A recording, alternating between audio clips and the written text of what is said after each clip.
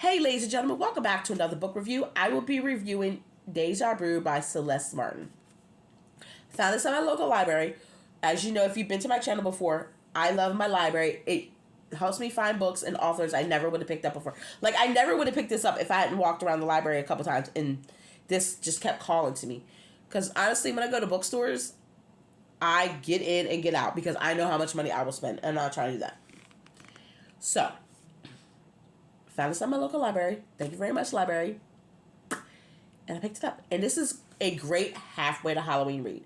It's not scary. It's got enough of the fall setting flavor to really put you in that mood. Halloween party starting off. Mazes, pumpkins, apple cider, everything. Great romance. A little bit of spice. Not too much. Just a little bit. But I gotta say, funny thing is, I told my friend about this book, and she was like, you do know there's 2 other books. And I'm like, no, there's not. And she goes, open a page. Wishful thinking and spell and kiss. I have a bad habit when I read the book. I forget to check all these pages. I just go in and read. And she was like, well, I want to read it too. And she goes, there's 2 other books. I will honestly say, reading this, I didn't feel like I was missing anything at all from the other books. I figured out who the characters were. Great. Those other books may, help me, fill in some blanks. But I didn't really feel there's any blanks.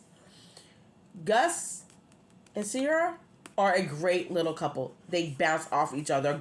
I loved it. And I've been real picky with the books. My friend was like, you're crucifying this book. You have no reason to. I said, no, everyone in this book is just whatever. But I would definitely recommend picking this up if you love Halloween. And if you're in the spooky season, who wouldn't want to live the whole spooky season over again? Especially if it was a great spooky season, you know what I mean? You'd be like, yes, all that fun. So Sierra, she's a kitchen witch, and her magic is fading. Like, she's lost confidence in herself. She's really not enjoying cooking. Like, she can't even make scrambled eggs. So she's real upset. Gus is a former reality star magician, and he ended up getting divorced, is not happy with his life. So he returns home, and he takes a job at this historical society place, and somehow ends up getting her to enter into that, looking at old cookbooks and stuff. They both carry like each other. They're both fighting it. And she's like, just teach me how to have fun. Let's have a good time. And he's like, that's just what you want. She goes, I know that you're not the old good time Gus. He used to be good time Gus. You know that person that when you're younger, you want to party with all the time because they get it started. But as you get older, you're like, you're a little too much. You need to tile it down. You're my age too. Like, for real. Sorry, I had hair today. Had to wear my hat. Because, of course, there's another cold snap going through where I'm at. I don't want to give too much away. This is just a good book. I will say I love this part about this book too. If I can find it, excuse me. Look at my blank white walls that my dog's probably jumped on a million times. Look at this. Halloween Lore. I'll let you get it. See it? Okay. Halloween Lore by Lucinda Carraway.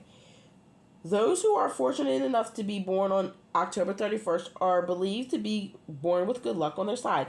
Place an ivy leaf under a pillow to dream of a future lover on this day. An apple buried in the ground on the last day of October will attract unicorns.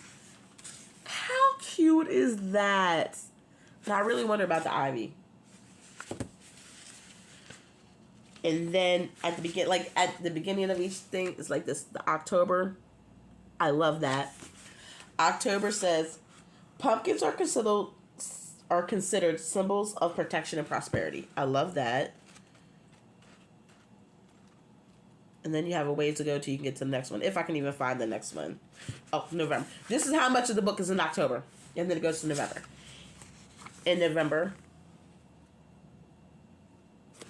it says, November, dried rosemary by a doorway helps drive away thieves and keep home safe. Lord, nowadays, we need to bathe our house in dried rosemary if that is true. People, the world is crazy.